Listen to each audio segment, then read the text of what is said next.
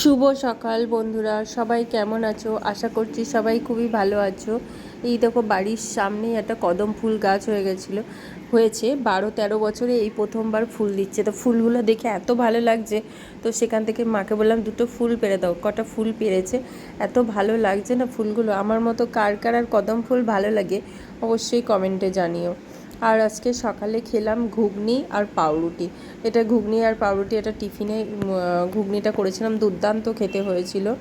আর আজকে দুপুরের জন্য রান্না করেছি খারকোল পাতা বাটা চিংড়ি মাছ দিয়ে, আর এখানে আছে ছোট মাছ, এই আমুদি মাছ, বেগুন দিয়ে আলু দিয়ে পেঁয়াজ দিয়ে চচ্চড়ি, আর বাচ্চাদের জন্য একটু চিকেন করেছি। তো দুপুরের খাওয়া দাওয়া সব এবার কমপ্লিট করে নিয়ে আমরা বিকেলবেলা চলে এসেছিলাম মেয়ের নাচের স্কুলে।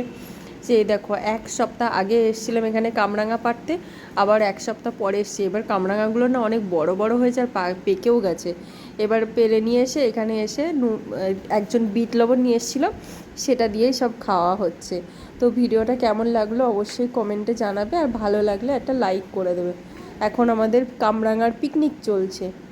Bye bye.